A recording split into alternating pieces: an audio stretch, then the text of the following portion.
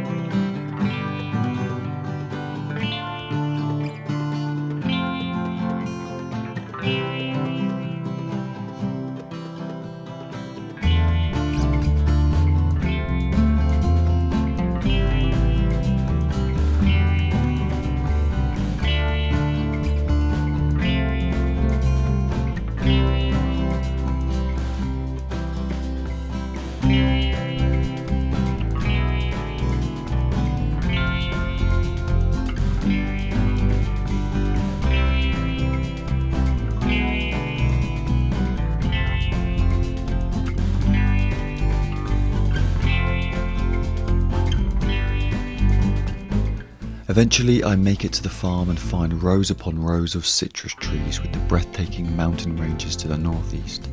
On the other side is the Siemensberg Mountain, a silhouette I will not soon forget. Within the farm, turkeys and hens roam freely between the iconic Cape Dutch farm buildings. Further in, the farm's name is outlined in Helicries and Italicum, beside the modern and very tempting farm restaurant.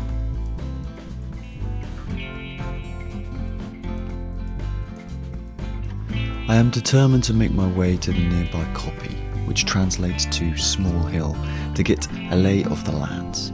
On the way, I pass through the renowned Cycad Collection, boasting a huge range of native encephalatus plants of great size and age. Cycads are essentially living fossils and adapted to life alongside dinosaurs.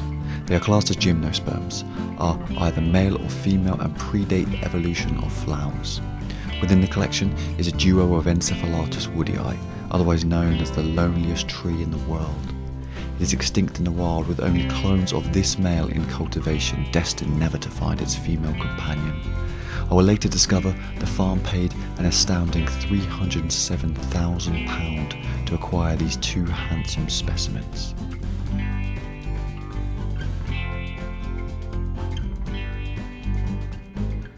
Carrying onward to the koppie, I am rewarded with my first taste of fynbos vegetation. Fynbos is characterised by often having fine leaves and straggly branches, but it's a diverse biome, typically having poor soils and generally requiring intermediate wildfires to reduce congested growth and recycle nutrients.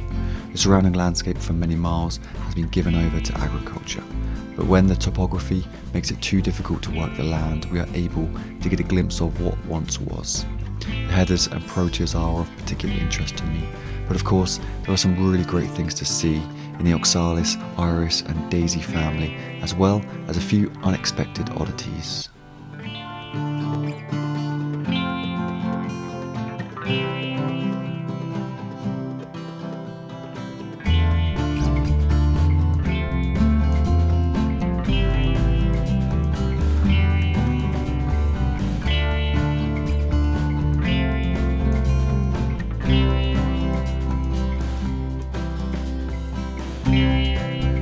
hill is only about 40 metres high, and whilst there are a few scrambles in places, it's pretty easy going. It's definitely worth the walk to see the panoramic views of the surrounding mountains and farmland. There is also a signal cannon on the koppie, which would have passed news on to the farms inland as to the arrival of fresh produce and the potential for farms to travel to the coast to sell goods at the port in Cape Town.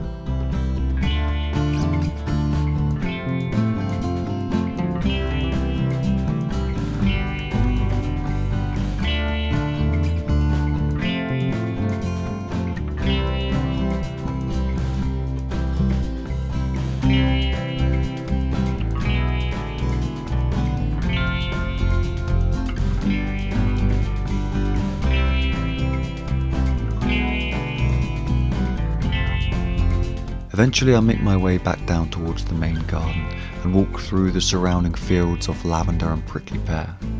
I'm only beginning to see how diverse the crop range is for this farm, and I stick to the hedgerows where the native wildflowers are given free rein to do their thing.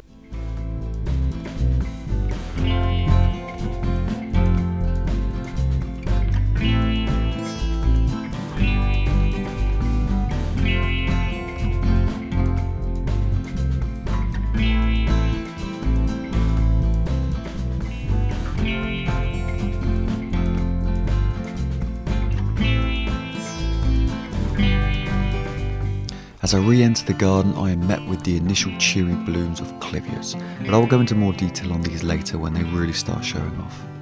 Further in, past the prickly pear maze, symmetry and formality take precedence. Here we have the ultimate kitchen garden, everything within these walls having either edible or medicinal properties.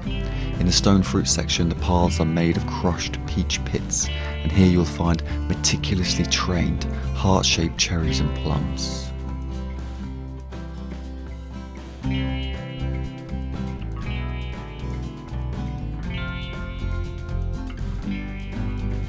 Further on lies the Indigenous Garden, divided into 4 quarters, each representing a unique floral biome, where I happily spent a good few minutes watching the Cape bulbul drinking the nectar from the aloes. It's great to see, aside from the productive area, a real emphasis on providing space to show off South African native plants. There is a huge structure dedicated to housing clivias in pots and a world-beating native succulent collection bisected with a naturalistic waterway planted with yet more indigenous flora. I'll be working with the nursery team down the line, getting hands-on experience with some of the collection, so we'll talk more on that in another video. But at this point, it's safe to say I'm getting pretty excited to get stuck in.